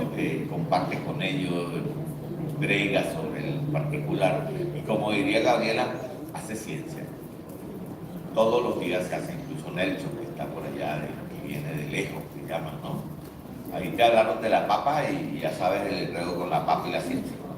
Entonces, yo quisiera como precisar como 3 o 4 cositas de la intervención de Gabriela que me parece importante para el magisterio, que me parece importante para quienes estamos al frente de la actividad docente y de investigación.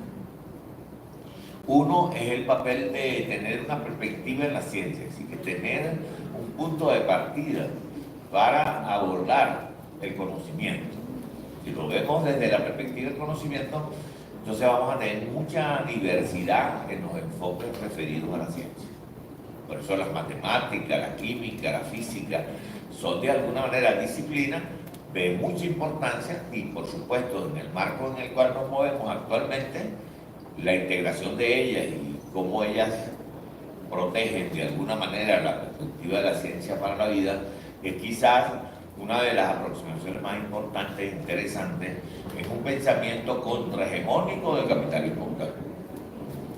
Y lo ubico allí porque Gabriela lo sentencia y precisa que el nuevo desarrollo sustentable o la propia perspectiva del desarrollo sustentable no tiene solo la visión hegemónica de la OCDE, sino que más bien por el contrario está vinculado a los procesos de transformación de los países que han luchado y están frente a las posibilidades del desarrollo sostenible con independencia, con soberanía y en la perspectiva de transformación.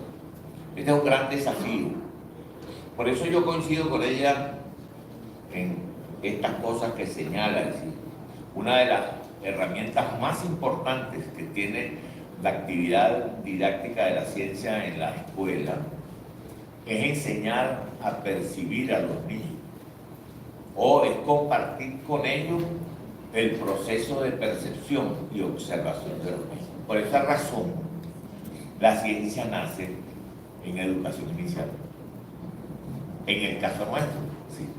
O nace en la educación especial, o tiene origen en la ventralidad materna.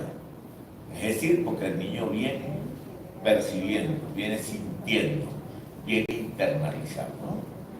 Esto es importantísimo tenerlo en esto que llamamos la vida, porque esto, unas concepciones extractivistas y degradadoras del planeta, ¿verdad? Si no lo perciben desde esta visión, nosotros lo vemos en este enfoque crítico y me parece sumamente relevante. El segundo elemento es el papel que tiene la vida y la vivencia, es decir, cómo la vida y la vivencia son componentes epistémicos, ontológicos, que tienen que ver con la conformación del ser, del carácter, de la conducta, de la acción que el maestro realiza. Por eso me parece muy bien lo que ha dicho Becky cuando dice que yo soy normalista, porque una de las cosas que se enseñaba en la normal, también aquí está todo lo que está diciendo, ¿verdad? Que también era normalista, ¿verdad? Una de las cosas era que a ti te enseñaban a la sensibilidad de comprender la naturaleza, porque tú necesariamente ibas como maestro a trabajar en el campo, ibas a trabajar con la gente sencilla. Claro, estás hablando de un país que tenía unas condiciones y un contexto en el cual esto prevalecía, y en consecuencia ser maestro en aquel momento era no otra cosa que un encuentro con lo que éramos y de dónde veníamos. Veníamos del campo, no íbamos a la ciudad, sino más bien a buscar alguna perspectiva, y luego entonces retornamos a una reingeniería en nuestros propios territorios. Evidentemente que ser maestro en ese momento era una gran expedición, era una gran ventaja, virtud, es decir, era un momento de sensibilidad extraordinario. Esto debe recuperarse, esto tenemos que sembrarlo, sobre todo cuando decimos que la universidad, por ejemplo, nuestra, la universidad pedagógica nuestra, la del magisterio, nace en la escuela, lo que andamos buscando es que ella no pierda el alma que de algún modo le significa las fuentes de conocimiento que están no en el aula, sino en el entorno del aula, en la vida del aula, en la relación de los maestros con la naturaleza. Entonces, evidentemente que esta es una búsqueda de un naturalismo crítico importante. Es un poco lo que decía Gabriela, cuando la lectura del Libertador o el vínculo que ella busca con Fernández Morán, ¿verdad? Como primer discurso de la ciencia en una visión avanzada del conocimiento, donde está seguramente reflejada en mucho de lo que tiene que explicar más adelante la profesora Becerra, que habla de la matemática y la cotidianidad, ¿no? Que parece como una aproximación sencilla a la comprensión de la naturaleza, pero que es de una altísima complejidad por la diversidad que siente la propia disciplina cuando ella tiene que explicar cómo la abstracción puede concretarse o cómo la filosofía de la praxis puede transformarse, que es una cuestión que ha señalado Gabriela y que me parece sumamente importante, porque ella dice hay que vincular la observación a la sensibilidad. O sea, la observación sin sensibilidad, fíjate, no tiene posibilidad de comprensión como un derecho, como un deber incluso, ¿verdad?, de una sociedad que emerge con sus propios principios y de sus propias perspectivas. Entonces, establecer una perspectiva, tener un enunciado de la ciencia para nosotros, que en este caso se trata de la ciencia integrada, el no, digamos, dogmatizar, ¿verdad?, la fragmentación que existe entre las disciplinas y profundizar sobre el conocimiento de ellas para ir a la interdisciplinaridad y la transdisciplinaridad como criterios de una ciencia emergente es una tarea. Es una tarea del magisterio, una tarea de la maestra y del maestro en el aula, pero también en la calle, también en el sitio, también en el barrio, también allí donde Nelson diría, donde está fraguándose la tecnología sana para la vida y sabrosa y soberana, pero no para la vida extractivista del mercado que de alguna manera nos impone las reglas del sistema capitalista. Ser contrahegemónica la ciencia supone exigencias epistemológicas de algún alcance.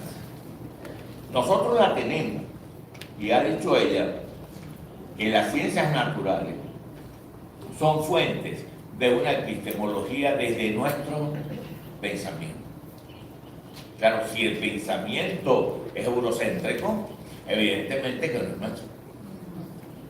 Si el pensamiento es nuestro venezolano, arraigado en las características y en las propiedades intrarregionales y nuestra propia posibilidad en la biodiversidad que tenemos como país, evidentemente que las fuentes del conocimiento emergen todos los días, están cercanas a la cotidianidad, y nuestra cotidianidad dentro de esta biodiversidad constituye una perspectiva emergente, naciente, incluso de lo que Fernández Morán puede representar, porque ser el primero que de alguna manera crea los medios con los cuales llegó el mundo, ¿verdad?, a las visitas planetarias, constituye un referente pluriversal del conocimiento, no universal, pluriversal del conocimiento, donde una entidad local, territorial como Venezuela aporta el conocimiento. Es decir, estoy totalmente de acuerdo de que este es un gran esfuerzo que hay que seguir, hay que hacer, porque él es el que nos permite seguramente abrir las posibilidades de la comprensión de todo el valor que tiene el magisterio como una fuerza creativa y creadora de conocimiento. Hay que cambiar la narrativa del maestro en términos de que él es un sujeto activo propio del desarrollo de tres cosas que son importantes: enseñar a percibir, a observar, sensibilizar la observación y conducirla al proceso por el cual se pueden transformar los conocimientos para hacernos de ellos herramientas donde diariamente produzcamos la alegría de los niños y la felicidad del pueblo, constituyen esenciales principios de la emergencia de una pedagogía latinoamericana, venezolana, hacia el mundo, construida por los maestros y maestras de Venezuela. Un propósito de esta naturaleza, desde el punto de vista académico, es dificilísimo. Es posible solo desde el punto de vista teórico, metodológico, desde una epistemología que al menos comprenda la complejidad que ella tiene por su diversidad en sus implicaciones factoriales. Segundo, la inestabilidad que se produce por las contradicciones que se generan en la dialéctica que se produce en el conocimiento, no solo en la relación profesor-alumno, sino en la relación de todos como sujetos en su entorno para cambiarlo. Cambiarlo es regenerarlo, dirían los pueblos indígenas, no reciclarlo, sino darle el carácter original de la regeneración del conocimiento para una biodiversidad distinta, que sea permanente y sustentable, sostenible incluso. Para ello, el desafío que ha dejado Gabriel. Gabriel ha planteado el derecho a comprender como un propósito necesario. Y en ese sentido, yo voy a hacer referencia, por razones del tiempo, como a tres cuestiones. Uno, el magisterio venezolano ha venido, antes de pandemia, en los tiempos que se citaron acá, referenciales al manifiesto que ustedes hicieron, el manifiesto lo llamaron, Declaración de Cumaná. el manifiesto, vamos a llamarlo el manifiesto de Cumaná, constituye un hito de relevancia importante para ser sistematizado en términos de la reflexión del magisterio. Este es un reto y un desafío incluso para la Universidad del Magisterio, es una línea de investigación que es necesario desarrollar. Es necesario desarrollarlo y tiene tres elementos.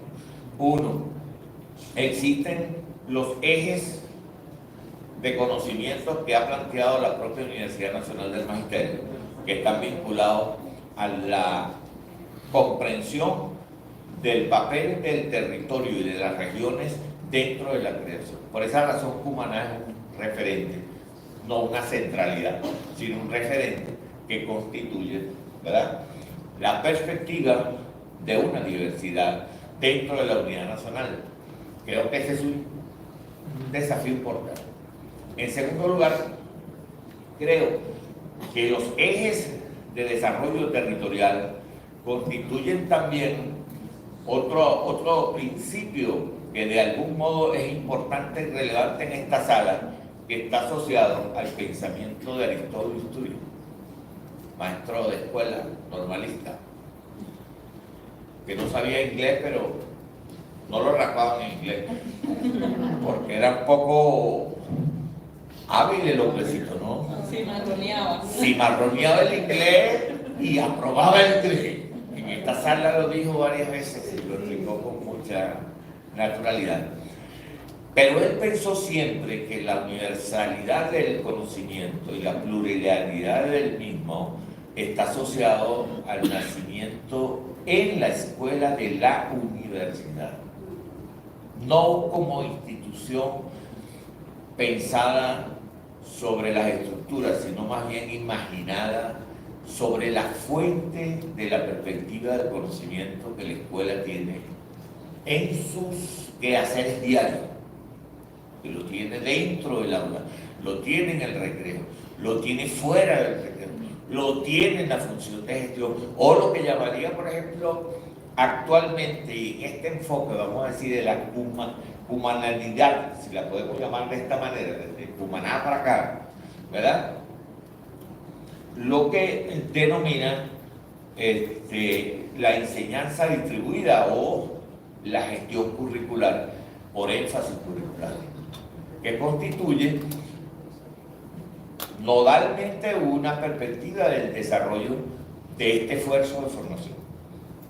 El comprender los énfasis es no otra cosa que detenerse un poco a pensar cómo es el conocimiento que se genera de abajo hacia arriba en una perspectiva vertical del conocimiento, pero en una perspectiva también horizontal del mismo, es decir, cómo lograr que el conocimiento, ¿verdad?, se nutra en la diversidad conservando la unidad territorial para las explicaciones propias del lugar, para hacer ciencia del lugar, para hacer de alguna manera, ¿verdad?, la ciencia cotidiana del conocimiento, para su recreación, que supone un gran esfuerzo.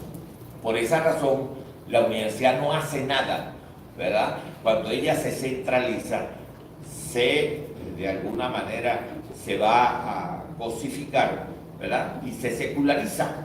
Más bien estaría como dice el profesor Richard, siendo como dijo la mujer que creó la circularidad horizontal, es decir, debiera ser recursiva, debiera ser más vinculada a la cotidianidad y su desarrollo, es decir, debiera operar o actuar en espiral. Es decir, conocimiento está distribuido, es diferente y por supuesto debiera integrarse a algo que también ha planteado con mucha fuerza Gabriela, que es la necesidad de reorganizar la enseñanza. O reorganizar la enseñanza no solo en la disposición de los niños en la relación con sus maestros, sino también en la relación con los trayectos de formación, es decir, los periodos de formación, y también en la reorganización de los programas de formación para que contenidos, sean tejidos temáticos, sean de algún modo aprendizajes posibles. Y vistos entonces en una reorganización de esta actividad, estaríamos frente a una metodología que emerge de esta epistémica crítica que hemos establecido. Digo como epistemología crítica porque nosotros en el caso de Venezuela y particularmente de nuestro ministerio, hemos venido haciendo un esfuerzo por tratar de comprender las brechas que ha señalado Gabriel. Las brechas entre conocimiento, aplicación o entre percepción, observación y aplicación, que son nodalmente puntos de referencia científicos para las distintas disciplinas, evidentemente que al nosotros producir lo que ha señalado como mediciones que hacemos en los estudios exploratorios que estamos evaluando en el ministerio, que afortunadamente tiene como 3 herramientas importantísimas que fueron creadas tal vez desde el pensamiento de Cumaná. Uno, el sistema de investigación que tiene el ministerio, que es una herramienta importantísima para la institucionalización de la evaluación y su estructuración dentro de estas perspectivas contraneoliberales que de algún modo emergieron y tuvieron posibilidad de desarrollarse, que está entre los años 2014, ¿verdad?, y los años actuales.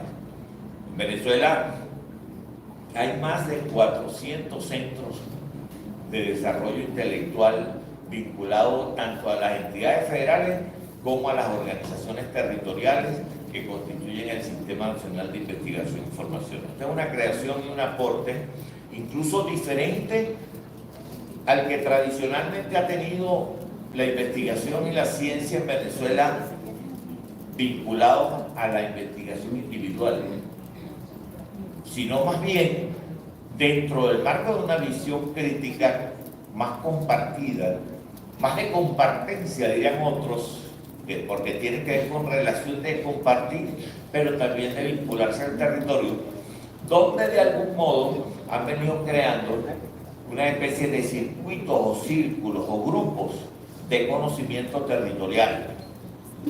Esto es un logro, un alcance de esas luchas, de esas reflexiones. Por eso la colección Bicentenario, por ejemplo, constituyó un elemento transversal de las posibilidades de una reflexión bastante ampliada y difundida, como ha ocurrido con el desarrollo de las diferentes disciplinas en Venezuela.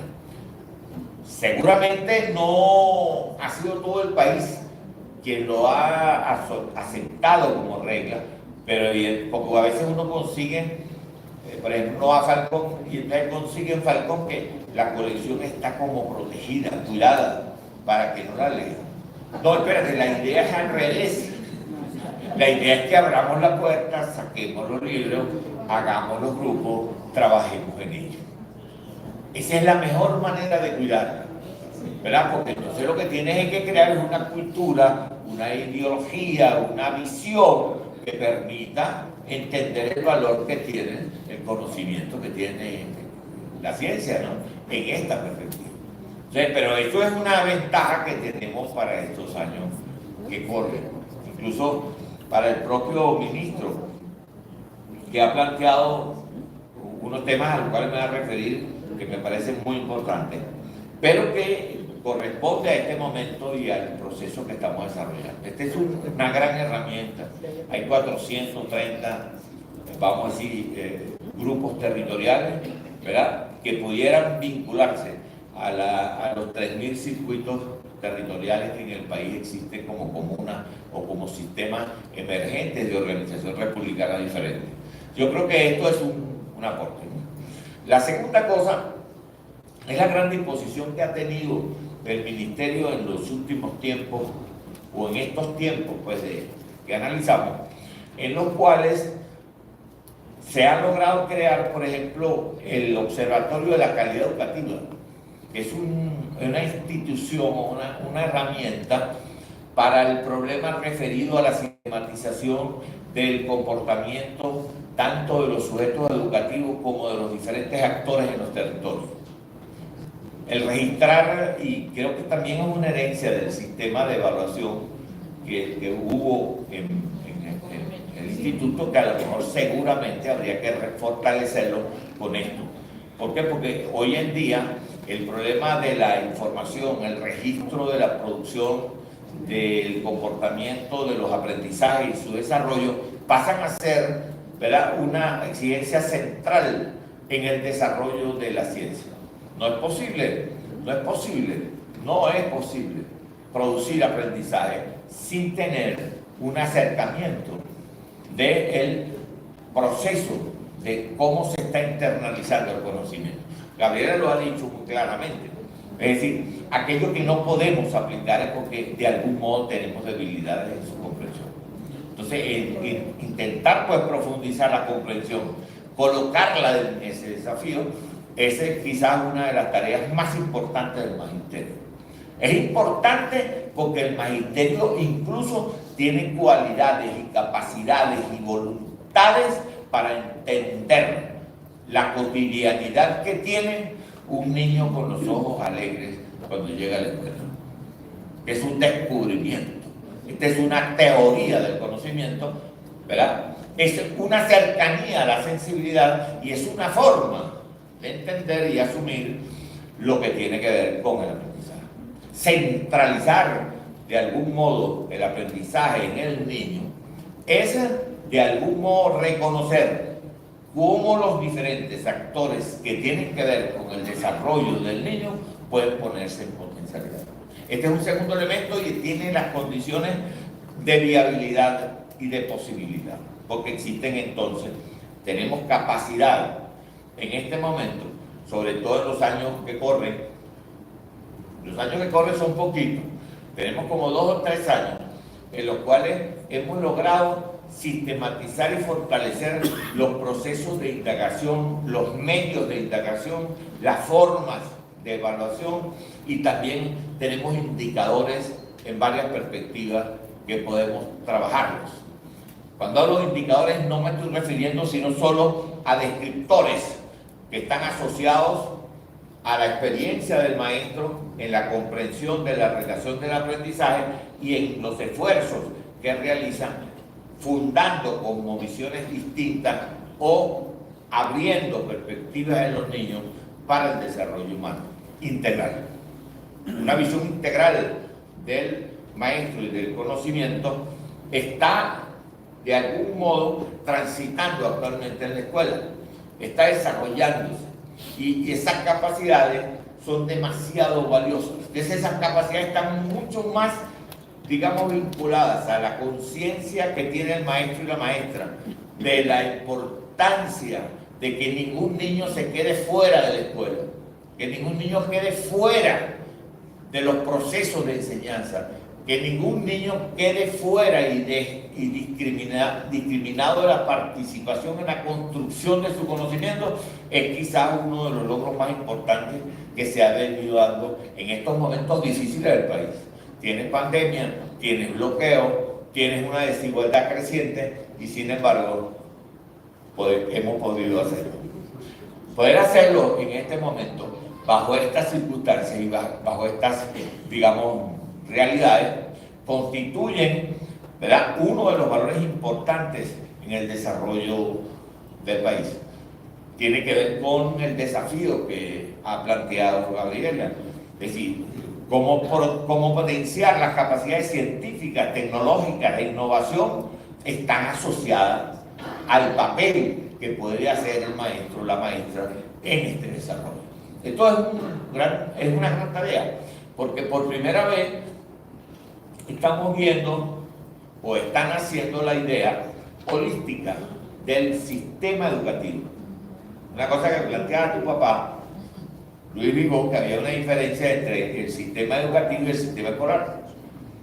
No, porque el sistema escolar es un aparato que cumple como los fines y objetivos.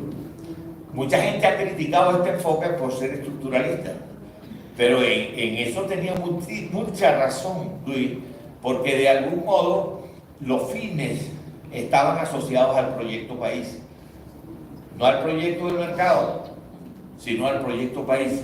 Cuando hoy tenemos un proyecto país, como es el proyecto de algún modo planteado por la revolución bolivariana en Venezuela, constituye él una razón, un principio y un elemento para hacer de estos esfuerzos y de estas fuerzas posibilidades de condensación y posibilidades también de que emerja un conocimiento diferente. El tercer y último elemento que hemos subrayado es el vínculo que se ha venido estableciendo durante estos últimos 2 años con universidades nacionales y con los centros de desarrollo científico y tecnológico como Fundacite y otros, con los cuales se ha venido trabajando y se ha venido ya desarrollando y más de 80.000, decía Gabriela, 100.000 estudiantes participan en este momento de los semilleros científicos. Esto no es cualquier cosa. 100.000 estudiantes vinculados a las áreas de disciplinas complejas como estas, ¿verdad? Es probable que no tengan todavía la vinculación con los rendimientos en materia de la formación docente en términos de sus resultados en matemática, física, química, porque todavía no hay suficientes elementos para señalarlo, pero sí existen las perspectivas en 20, 25 años, es decir, para situarlo al 2030, las posibilidades de que nosotros podamos tener un desarrollo sostenible donde el magisterio venezolano, ¿verdad?, disponga de su despliegue, de su actuación para el desarrollo humano más feliz. Alguien me preguntaba en esos días, me decía, pero ¿qué es para ti la calidad educativa?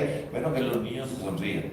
Yo creo que eso es un criterio diferente a entender que los niños tengan otras cosas, porque es dificilísimo reírse cuando a uno le falta la arepa, ¿verdad? O es difícil cuando uno tiene que hacer, como ella dijo, compartir la arepa de la maestra, ¿no?, con el niño. Pero esos son nuestros maestros, este es nuestro magisterio, y esa es la principal fuerza intelectual con la cual la emergencia de un pensamiento crítico, de diversidad, intercultural y diferencial, es decir, de colonial y contrahegemónico, puede fraguar la formación de la emergencia de una pedagogía diferente. Gracias, Lenín.